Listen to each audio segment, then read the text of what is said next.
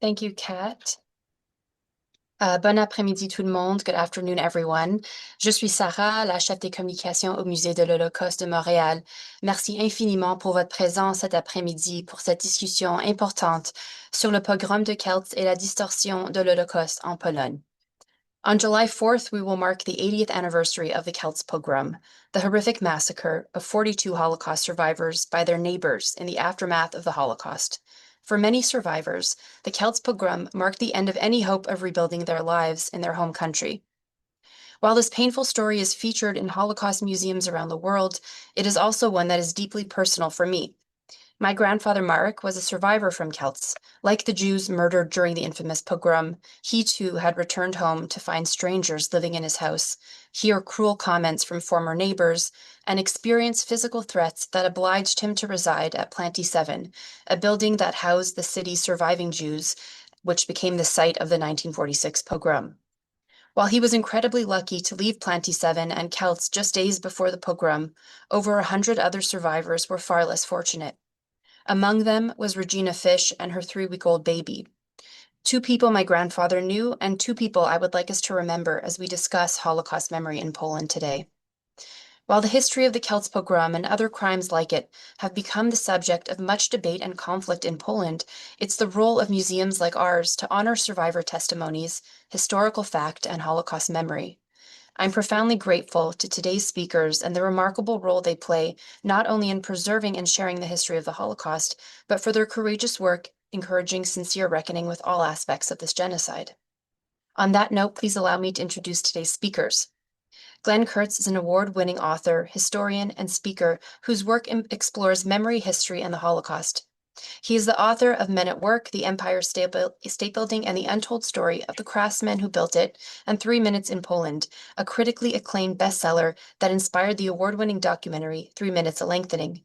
Glenn is also president of the Nasielsk Society, a nonprofit dedicated to preserving the Jewish history of Nasielsk, Poland, and promoting Holocaust education. A Guggenheim Fellow with a PhD from Stanford University, he has taught at several leading universities and lectures widely in the U.S. and abroad. Jan Grabowski is a distinguished university professor at the University of Ottawa, a fellow of the Royal Society of Canada, and an honorary doctorate recipient from Lund University in Sweden. A leading historian of the Holocaust in Poland, his research focuses on the fate of Jews under German occupation and on Polish-Jewish relations during the Second World War. He has authored, co-authored, and edited 20 books and published more than 80 scholarly articles. His book, Hunt for the Jews, Betrayal and Murder in German-Occupied Poland, received the 2014 Yad Vashem International Book Prize. In 2018, he co-edited and co-authored the landmark 2-volume study, Night Without End, which sparked intense public and political controversy in Poland and led to a high-profile lawsuit supported by a state-funded organization. His most recent books include On Duty, The Role of the Polish Blue Police in the Holocaust, and Whitewash, Poland and the Jews. I'll now turn things over to you, Glenn and Jan. Thank you. Thank you very much. Thank you. First, I just want to say that it's really an honor to share the platform with you, Jan. I've been Glenn, likewise, thank you very much for being here. Well, I've been an attentive reader since Hunt for the Jews, which investigated the Judenjagd, so to speak, in an area very close to where the primary survivor in my story, 3 Minutes in Poland, was hiding. So it was something of great fascination at the time. So thank you for being here. I want to talk today, since we are acknowledging the 80th anniversary, well, both of the Kielce pogrom, and then, as you reminded me, it's also almost the anniversary of the Jedwabne massacre from 1941. I want to focus just on the question of commemoration, what that is supposed to mean, and how it plays out in practice, particularly in Poland and obviously around specifically the Holocaust. Perhaps as a way to get into that, I want to relate just one personal memory, which is from 1984. I was a college student in Vienna studying abroad, and I took a trip to Poland, which felt quite adventurous at the time to venture behind the Iron Curtain. Of course, on that trip, I visited Auschwitz. It was only Auschwitz I, since I was young and uneducated and didn't even really know the difference between the two, although I had pictures of Birkenau in my mind. That was what I expected to see, but I saw instead Auschwitz I, the labor camp primarily, originally labor camp and for political prisoners. Well, I took the tour, I viewed the exhibits, I watched the 20-minute long movie about the history of the camp and its liberation by the Soviet army. And I noted in all of that documentation, the word Jew was never mentioned. So perhaps I'd like to start there. My reaction to that, I think, maybe can be a follow-up, but initially, how this problem of the representation of Jewish specificity in the Holocaust in Poland and Polish historiography is not by any means a new problem. How would you say that the situation has changed now? What makes this moment specifically important? Well, the thing is, thank you, Glenn, for bringing it up, your memory from 1984. The thing is that, to be honest, very little has changed. And in order to find out how little has changed, you don't have to travel very far. I mean, last year there was a big exhibition in Toronto in a Royal Ontario Museum titled Auschwitz, So Close, So Far, or So Far, So Close. Now, this exhibition moved now to Washington, D.C., to the USHMM, and it was for me, it was quite a shock, actually, because this exhibition carried with it things which I met and encountered in Poland, basically attempts to remove the Jews outside of the account of the Holocaust. I didn't expect to see it in Toronto, but then I saw that how is it being done? And basically, you talk about the victims. You talk about people reserved this fate to other people. The fact is that it wasn't fate reserved to people. It was as fate reserved to a special group of people, and they have a name. They are called Jews. And if you were during this exhibition, which was, I learned later on, curated by people from the State Museum at Auschwitz, which is a Polish state institution, there was a film shown in a rolling film from end to beginning, and once again, introducing people to the exhibition. The word Jew did not even appear once. There were victims. There were, people. They were victims. Now, the thing, this is so here, of course, things changed, but at the bottom of it, you can see that the tendency to remove the Jews from for a variety of reasons. Under communism, it had a different reason, right? Under democratic regime, it has slightly different reason too. But it went very international. In Ottawa, mind you, several years ago, 8 years ago or so, we had the unveiling of the so-called Holocaust Monument, a very nice, I can practically see it from my office of my window now, beyond the Parliament Hill. And there is a very nice structure, this National Holocaust Monument, and there are information panels. And when ex-Prime Minister Trudeau unveiled it in, I think, 2018 or so, also the word Jew did not appear on these information panels. They had to redo them very quickly. So the thing is, this is international. It is perhaps in Poland the beat of the pulse of Holocaust distortion beats the loudest, but it's heard around the world, unfortunately. And we can discuss it further, of course we will. But in Poland, you can see this perhaps with the greatest clarity. Due to the fact that Holocaust happened in Poland, right? Physically, that's where the murder took place. But you can see the echoes of it all around the place. The Polish situation is also very different because imagine that you are a curator in a museum, or you are a filmmaker, or you want to take pictures of Auschwitz, of Treblinka, or you want for your exhibition as I'm sure that our colleagues from Montreal Museum would like to have a suitcase, okay? Or a pair of glasses from Auschwitz. There is only one place in the world where they can get it. And everything rides on the goodwill of the local director, right? And so the Polish state controls the sites and controls the artifacts. We are talking about very cynical and very awful falsification and distortion of memory. Hmm. Well, I think in the American context or sort of Western European context as well, and in a Polish context, there are many differences. I think Edward Rothstein had written an article, this is now 10 or 15 years ago, about how American museums of the Holocaust or Western museums of the Holocaust tend to generalize, sort of they specifically deny the Jewish specificity out of a sort of gesture towards, tolerance, so that instead of being a museum of the Holocaust and what happened to the Jews, they become museums sort of human Right. Of tolerance. But I think in the Polish context, there's a much more specific, and as you began to allude to, a much more state-sponsored attitude towards the nature of this historiography.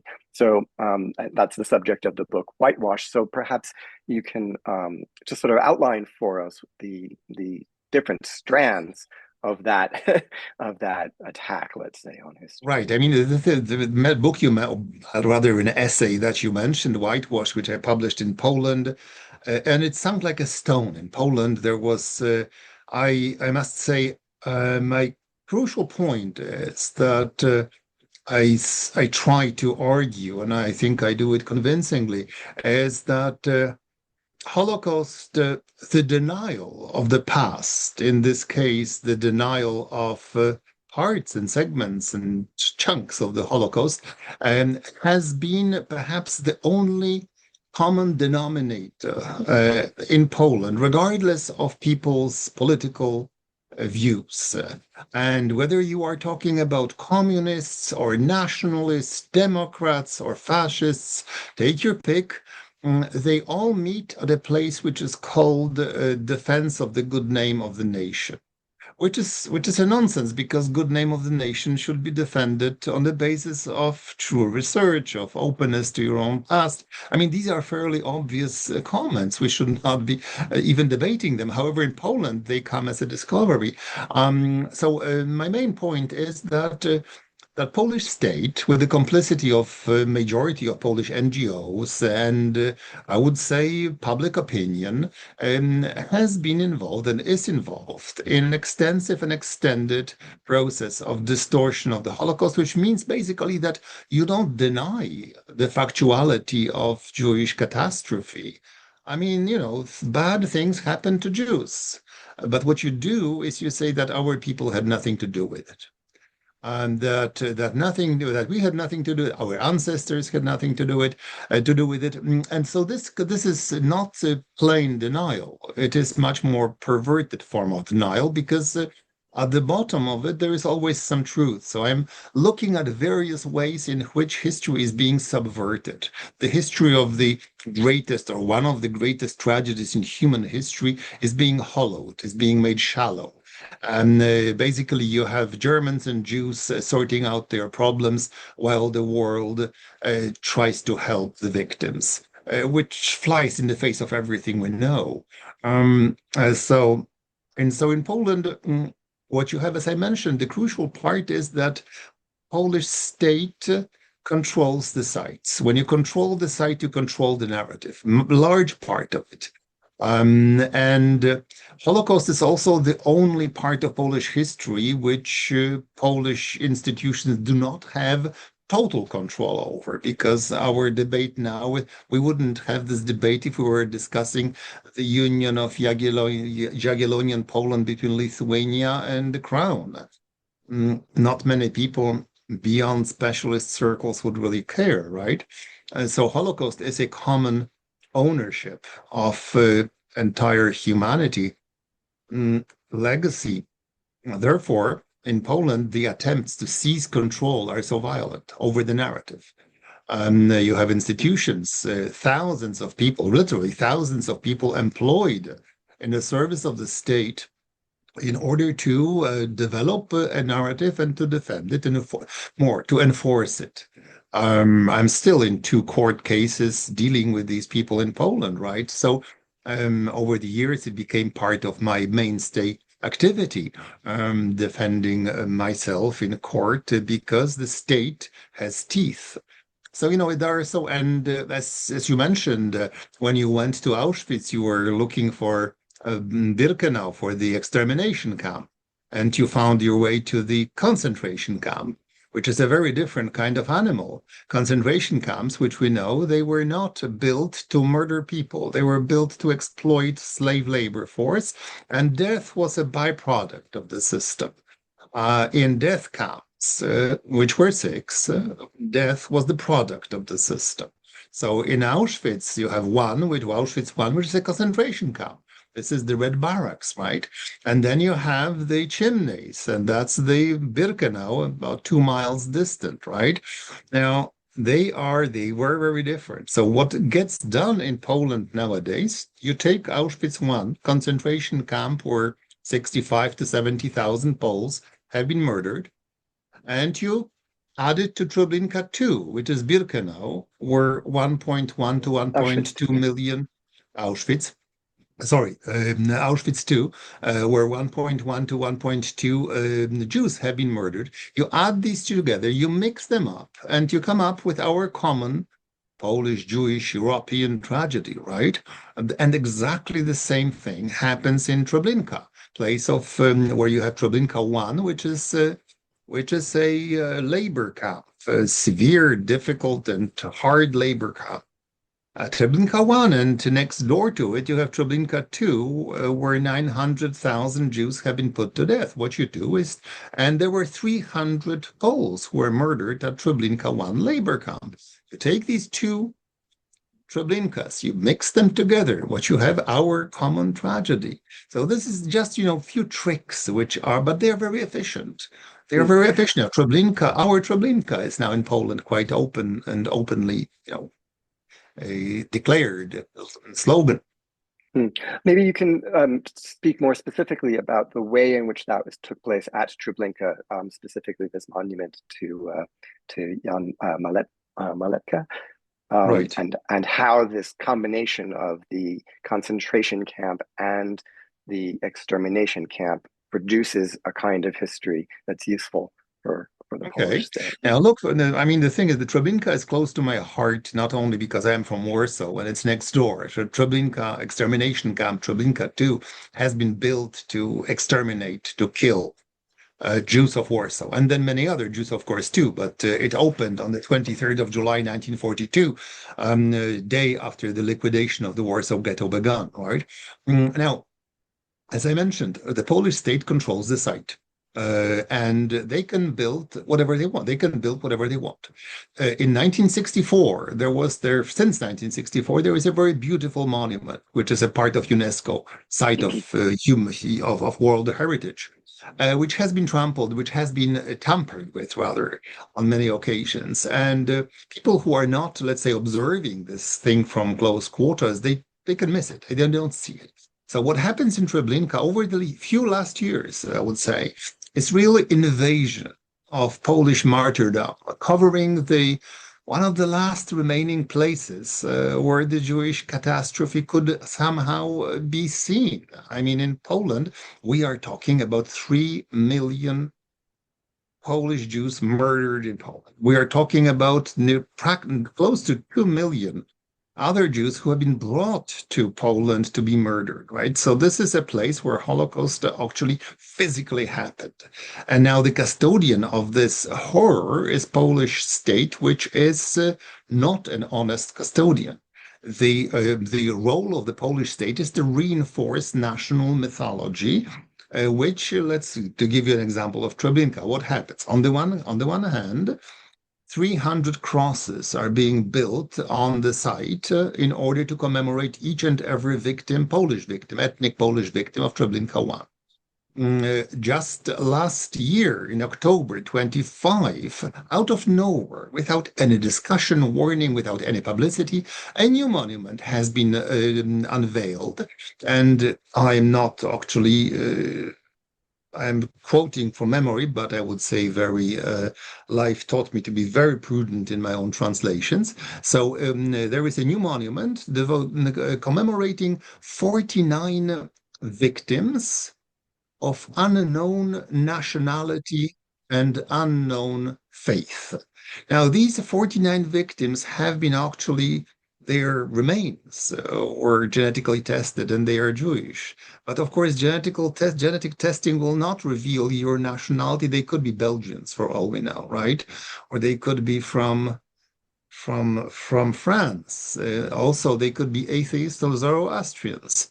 But what you have here is another way to de-Judaize the place. You have 49 victims of unknown nationality and unknown faith. It's cynical, it is truly awful, and it's in Treblinka, of all places, because the site is important, right? You have to cover this. But let's move on. Next to the camp, or in the camp, there is a sea or field of stones. Those of you who went to Treblinka, you remember that under the huge monument, there is this field of boulders that symbolize with inscriptions, Płock, Warsaw, and they symbolize Jewish communities murdered at Treblinka. And then you go and you look at stones with the sign Radziłów and Jedwabne, as if Jewish members of these communities have been murdered in Treblinka. They were not. They were murdered by their Christian and Polish neighbors in situ, in their shtetls, their towns.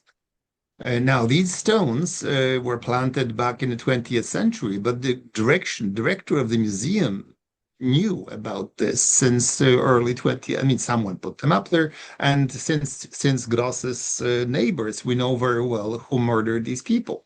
And they were not murdered in Treblinka. So the stones now are a statement. They are a statement. But let's move on. Just beyond the camp, you have, and this is what you asked for, this is the Maletka monument. It was in 2021, 5 years ago. Back then I was actually receiving a prize at Leiden University in Holland when I learned that Kielce Institute, which is one of the many outfits entirely funded by the Polish state, institution of the Polish state, very busy working in the area of Holocaust distortion or denial. They erected a monument at Treblinka station. And once again, to give you an idea what it means, what it meant, Treblinka station, for those of you who don't know, it was an entrance to hell. Imagine that Treblinka was a very primitive operation. Their ramp could take in about 20 wagons at the same time. That was the limit of their capacity of the ramp.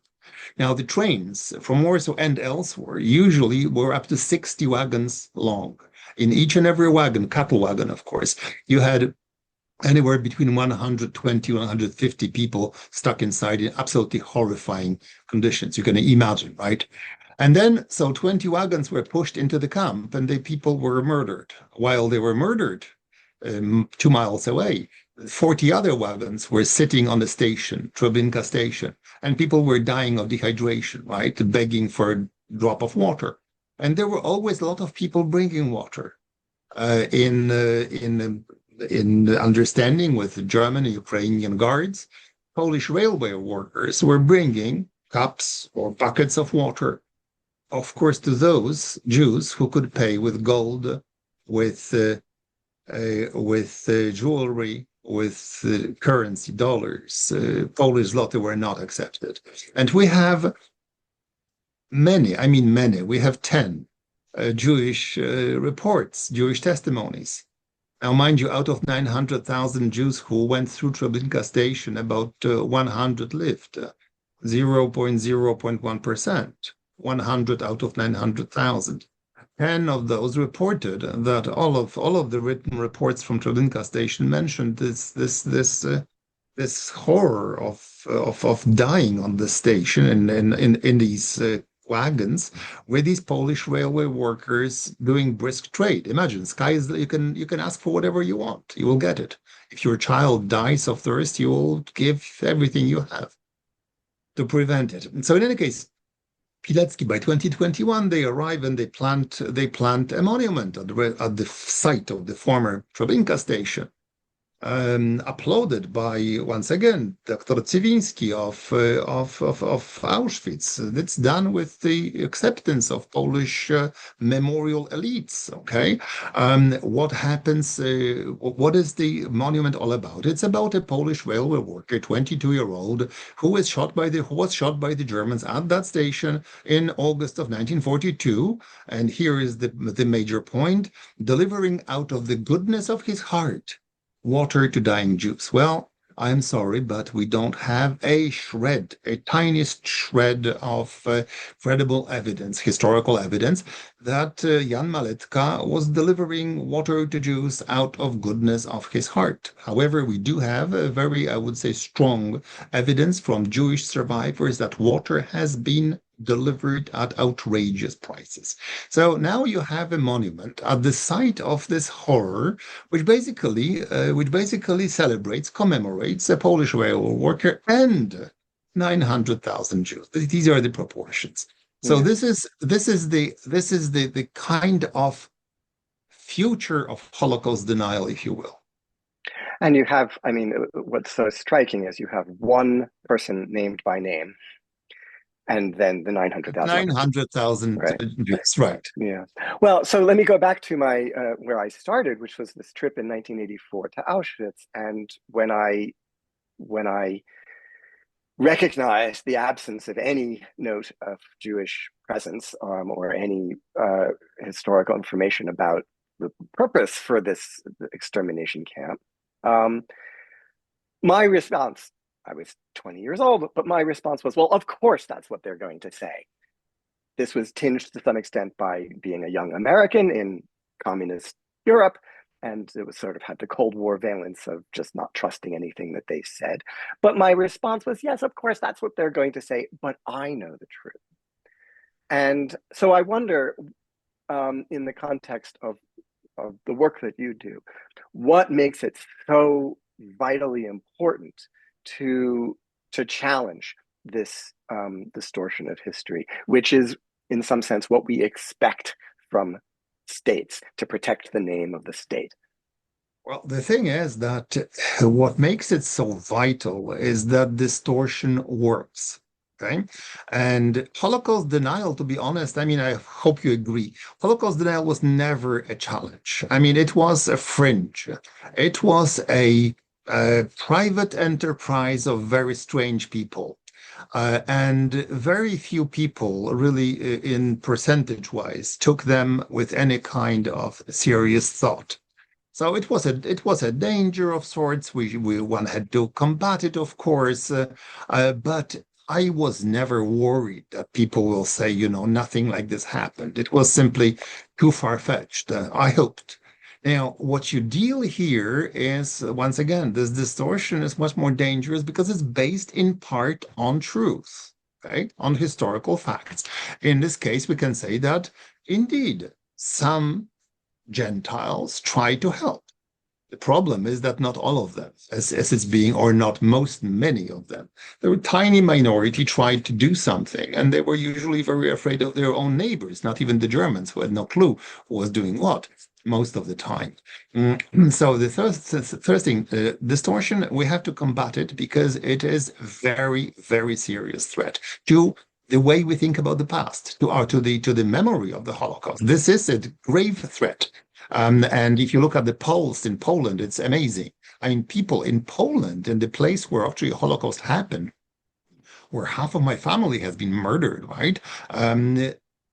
You have today 71% of people who believe that Polish ethnic Poles suffered equally or more than the Jews. I mean, this is obscene. So it is a proof that what happens in Auschwitz, Treblinka, and elsewhere works. Okay? And the second thing is that as you mentioned, I mentioned, this is state-sponsored. It's state-run. It's a different story if you have association of very silly people doing silly things. pushing the Holocaust denial, and if you have Irving doing something in Great Britain, right? And it's very different if you have the full might of a strong, big state. And we are not talking only Poland. If you look to Lithuania, look to Hungary, look to Romania. I mean, these they are distant echoes of what's going on in Poland for obvious reasons. They were allied with the Third Reich, so it's unlike Poland. But the issue of Holocaust being uncomfortable and has to be as a part of the past, which has to be somehow tamed. It has to be domesticated. It is quite a threat, and it's quite general. What can we do? It's a long discussion, as you might have seen. I went with a small group of people last month. We had banners, we had protest signs in front of Maletka Monument. It is a sign of despair. What can we do? I mean, the Polish government controls the site, and there are right-wing nuts who will physically harm you, as I already experienced that before too. So the thing is that it requires concerted action. It's a long-term thing, and today's situation in Kielce or in Jedwabne speaks to the same situation very strongly, to the same threat. Well, I think specifically in the Polish context, there's this extraordinary confluence of what, again, from the outside seems like sort of three strands, which is historical anti-Semitism, which is simply sort of the atmosphere that has existed for hundreds of years. You have what is maybe the most mysterious or inexplicable part from an outside perspective, this national identity based on martyrdom or martyrology, the sense that it's that the nation identifies itself as a martyr, which Right. is in many ways, I think, specific to Poland. And then you have what is common, I think, in all historical recognition, as you undoubtedly will see in the United States over the next few days, which is the political expediency of using these two other strands to promote a particular narrative about the nation. Can you speak more specifically about how the state mobilizes these two other dimensions, the historical anti-Semitism and the sort of this national identity? Yeah, I mean, the thing is that it is something that I found amazing. That, as I mentioned, this common denominator. They come together regardless of their political affiliation. And 8 years ago, in 2018, if you recall, the Polish Parliament passed something called the Polish Holocaust Law. Which stipulated penalties up to 3 years in prison for people like myself. And what I found particularly damaging or sad was the fact that in the Polish parliament at that day, during the vote, there were 409 members of parliament. 5 voted against. 5. It gives you a pulse. Democrats together with fascists in one common front, united front of defending. So now the thing is how it's being done. Well, it's done through, I would say, practically every possible means of delivery of content, you can call it, starting with state-sponsored, and actually, film subsidies for films which will glorify the past, in which Western academics are taking part very often. Prizes which are being swallowed by Western academics, our friends. This way you can turn around and say, look, it's not only our people. Here you have this noted British journalist who is accepting our prize, writing a novel that everyone loves about our heroes. And here you have our North American or US academics flying to Poland, of course, paid by the Polish state, to deliver a message, for instance, about Polish society saving the Jews during the Holocaust, right? And then, of course, you move to schools. What you do? Curriculum. I actually had this dubious pleasure of looking at Polish textbooks if what are the children taught in schools. They do have Holocaust education. Now take a guess. What is practically all Holocaust education means in Polish context is Poles saving the Jews. It's obscene once again, but this is what it is. And Then you have the Institute of National Remembrance, 650 million zlotys this year, which is 100, it's about 200 mil, close to $200 million for humanity. It's a lot of money. 2,500 people toiling away, many of them devoting their entire careers now to distortion of the Holocaust. And then you have traveling exhibitions, museums, you have lectures, you have, in any case, so once you have the state engaged, there are so many areas in which you can attack, you can pressure. And as I mentioned, the results are there. And foreigners and foreign governments are observing this with diligence, with interest, because, this is the way that you can shape your own electorate, which becomes, as you will see very soon in the States too, it becomes very useful at the time of the vote. Mhm. Yeah, perhaps it would be a moment to talk about the Wikipedia as another avenue of this, because since the purpose of our talk is to discuss commemoration, how do we even know what it is that we're commemorating? We go to try to find the information, and when you can change, in some sense, the source of information on which people have a conversation, then you control the history. So, if you could speak briefly about the work you did with Shira Klein about Right. Wikipedia. I mean, the thing is that, it's Wikipedia is a place, of course, that all of us go to. I mean, even if you don't want to, that's the prompt will send you. If you type in something, most likely the first hit you will get will be Wikipedia, and we tend to trust it. If you want to look up the distance from Earth to Moon, I don't think you will have any trouble. However, when you get into more contentious areas, it becomes a problem. I became very painfully aware of it when my students started to bring some nonsense to classroom several years ago about Polish-Jewish relations during the war, something I'm teaching. So I started to probe, and I found out that at the bottom of it was English Wikipedia, not Polish, English Wikipedia. I'm not teaching Polish students, I'm teaching Canadian students. And so when I started to look at this, what Wikipedia in English had to say about Polish-Jewish relations, and I was horrified. Not that my bio was, which I didn't know even that existed at the time, was completely out to lunch. It was one huge attack on me.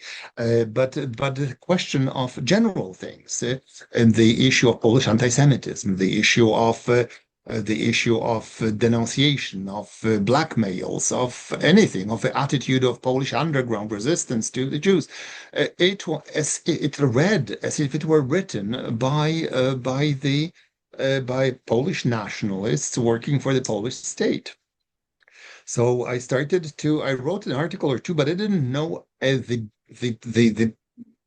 back theater, the coulisses, what happened in the cuisine, in the kitchen, so to say, of how these things were done, negotiated. So together with Professor Klein from the States, who is an expert in digital media, we started working together, identified the areas where problems existed, and she was looking behind the scenes how these changes were done. And what we found out is that there was not even much sign of Polish state influence. It was a group in order to distort profoundly history in a conflicted area.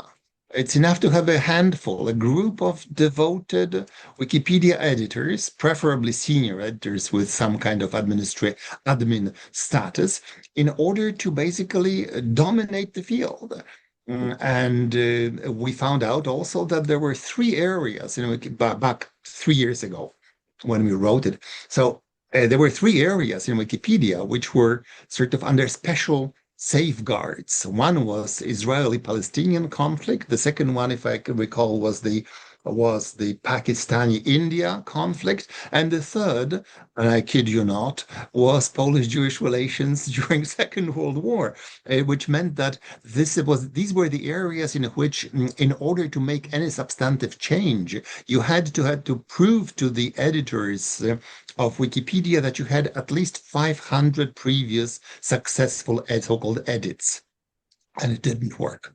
It didn't work because the process was controlled, as we found out, by a small group of very devoted nationalists who were working together in order to dominate the field and to kick out people who would try to somehow restore balance to the narrative. So my plea to every one of you is actually Wikipedia is very important and we should use it. Just remember that if you have a controversial issue, it might be a good place to start your research. It definitely is not a good idea to end your research. So this is, and I'm not advocating, abandoning Wikipedia, of course not. But we have to be aware of its limitations, and especially in the area of controversial, conflicted memories, it is limping, to say the least. Well, so on the topic of going back to the sources, you mentioned earlier in our conversation before we started that there was some new documentation specifically about Kielce that has just come to light, and perhaps. The whole purpose of commemoration, the first step is to establish what happened, what it is that you're talking about. And the only way to do that is to go back to the source material. And there's new source material now about the events at Kielce. Perhaps you can just talk about that. Right. So as you know, today we have this solemn commemoration, 80th anniversary of Kielce Pogrom, 42 dead Jews, 80 wounded, and the wave of pogrom-like waves spilling across Poland back then. And so horrifying flare-up or explosion of violence triggered, as most of you know, by this ancient blood libel that here Jews kidnap Polish child, they bleed him for their ritual purposes, take his blood. I mean, this is straight out of 12th century, and you have now a place that has seen the Holocaust 3 years before, 2 years before, a year and a half before, the remnants of Polish Jewry being murdered in the streets of every Polish city and village. Nothing changes. Here you have this trigger of violence of horrifying proportions. Violence one-on-one, neighbors on neighbors, people sometimes who know each other. So in any case, what happens now, 80 years, so we know. There were, of course, conspiracy theorists, and still there are in Poland, very many of them, suggesting that it was all communist conspiracy, that the communists in 1946 wanted to turn the West against Polish Democrats, so they wanted to portray Polish society as deeply anti-Semitic, and there you go. This is what they did. Now, more recently, all these theories have been debunked by many people, but most of all by Professor Tokarska-Bakir, who wrote huge volumes about it recently, proving beyond any doubt that it was triggered by this very ancient prejudice, and that's it, combined with the wartime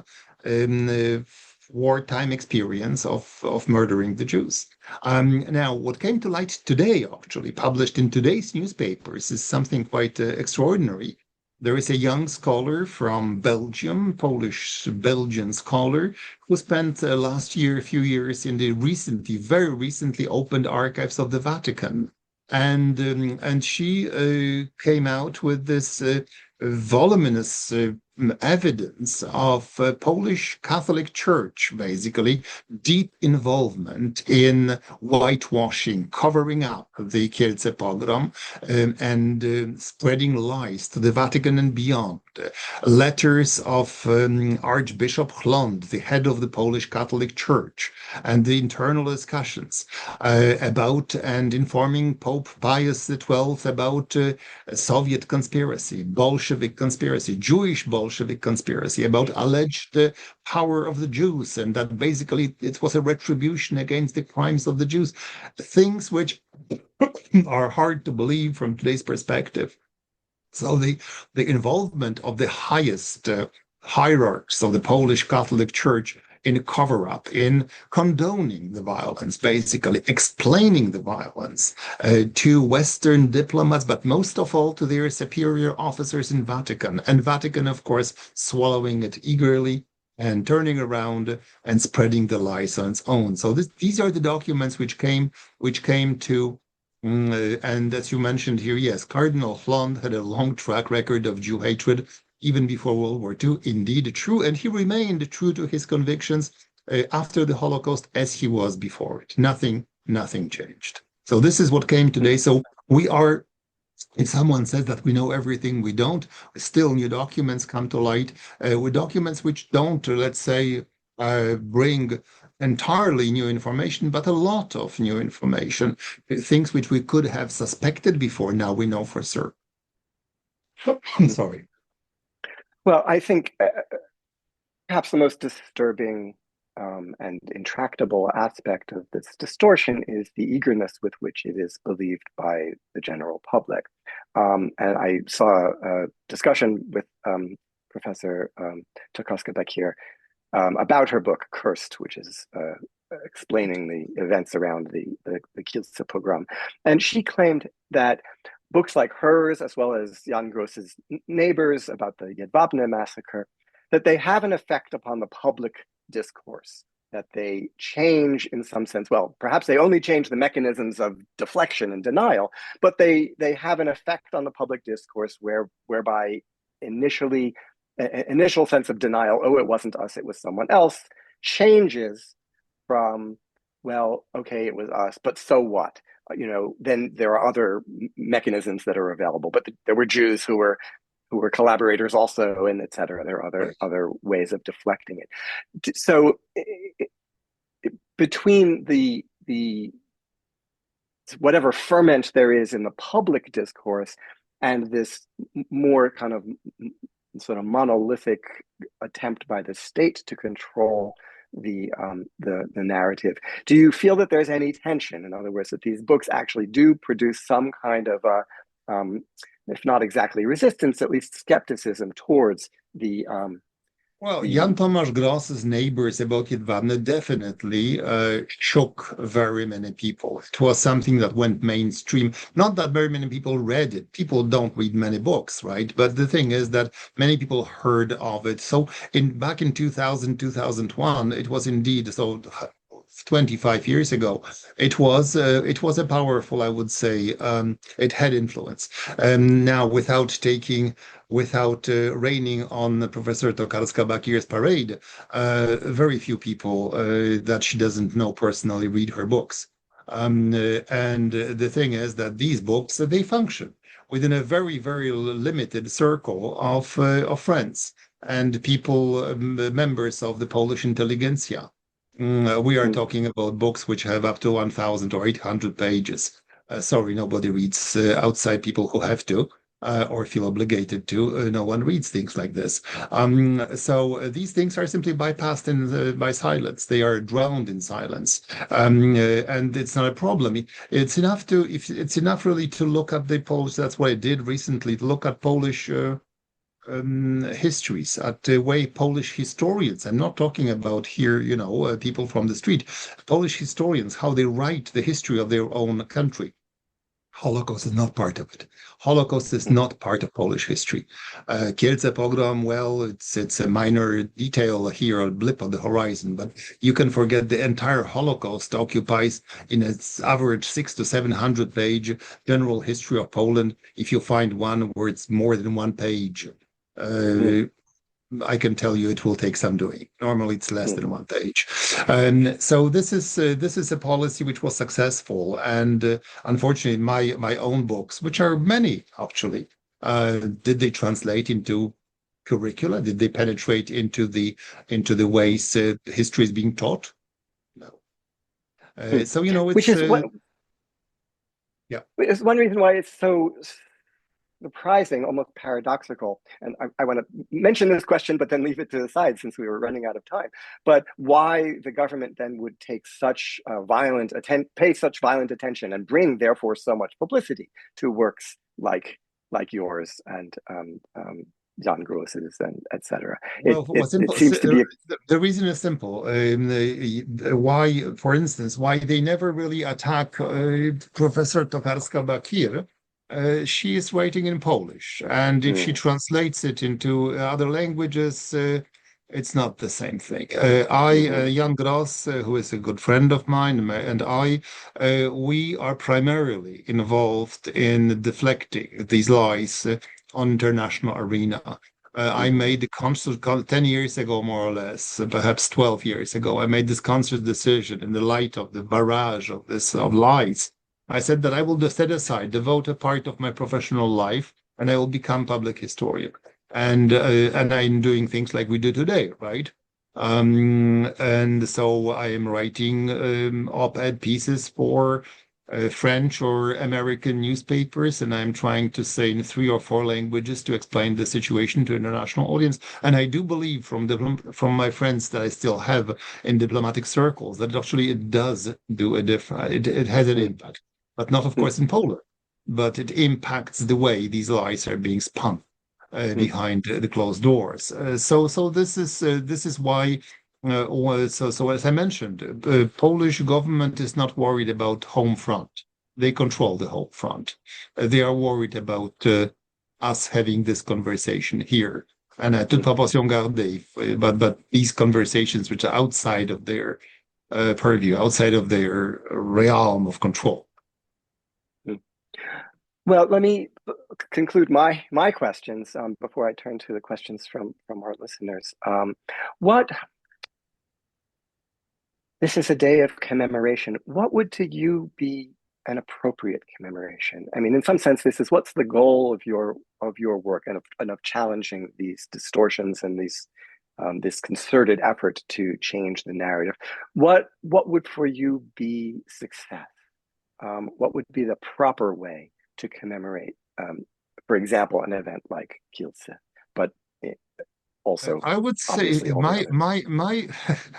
my desire, wish, if I can say so, is that the moment commemorating Kielce or commemorating Jedwabne is no longer controversial. That we don't have to have this debate. It's a normal commemoration, right? I mean, even in Paris, if you have today the commemoration of Veldiv in July, it's no longer contested, right? So I would consider it my greatest triumph if the admission of horrors of the Holocaust would not be a reason to contest or to go on the barricades, but just to commemorate. And we shouldn't be having this debate at all, right? So the absence of our meeting would be for me quite gratifying thing in a longer run. Not that I am very optimistic, but as you know, but this would be a fulfillment of my desires. But this would require a Polish admission from the Polish state, admission of, I mean, what's the proper word? But entanglement. Yes, our ancestors did horrible things, and we are very sorry, And this is it's not. I mean, I'm a Canadian, okay? I'm a Canadian, and we have here been apologizing. I would say very honestly and from the bottom of our Canadian hearts for things that happened in the past. It didn't destroy the nation. It was not the end of the world. I would say quite to the contrary. And if people in Poland one day wake up and they are able to look at their own past through the lens of dead minority, okay, or other minority, that will be a huge success. That's something I'm advocating as a Canadian historian. Time and again, if you look at history of your own nation, try to put the lens of a minority. And then you will become much more conscious of the stakes of horrors and injustice. Let me refer now to some questions from our listeners. First, perhaps you could speak a little more specifically about the legislation, the Polish legislation that deals with the good name of the nation, and has it changed since it was initially passed? Yeah, I mean, so there is a variety of things. First of all, there was the notorious Article 55A. This is the 3 years in prison, the Polish Holocaust law, which has lost some of its teeth in June of 2018 under horrific U.S. pressure, by the way. Basically, Americans said that that they are not accepting in the White House any Polish prime minister or president as long as they won't do away with the criminal provisions of the act. So they did away with it, leaving civil lawsuits, which I've actually faced. But more importantly, there is Article 133 of the Polish Criminal Code, which is straight taken from 1932 legislation Mm. about the good name of the nation, with 3 years in prison. I was investigated. Jan Gross was investigated from this paragraph, from this article. So there is a number of things. Now, the thing is, with memory laws, criminalized memory laws, that's what they are. Thing is, they don't have to be applied as long as they are on the books and people assume that they can be used, and they have wonderful chilling effect. And, PhD students will sail in a different direction. MA students, of course, too. Younger scholars, too. Older, perhaps, too. Why would you risk, wrath of grants are given out by government agencies, after all? So, so this is the way it works. So there is a number of provisions. And in terms of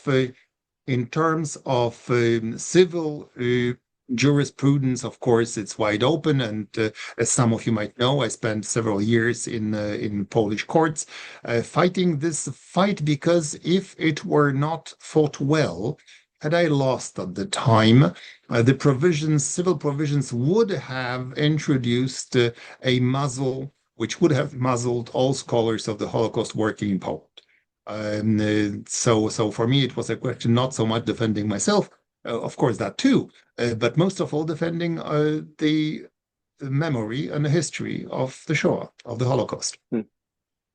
So there is, on the civil side and on the criminal side, things are on the books.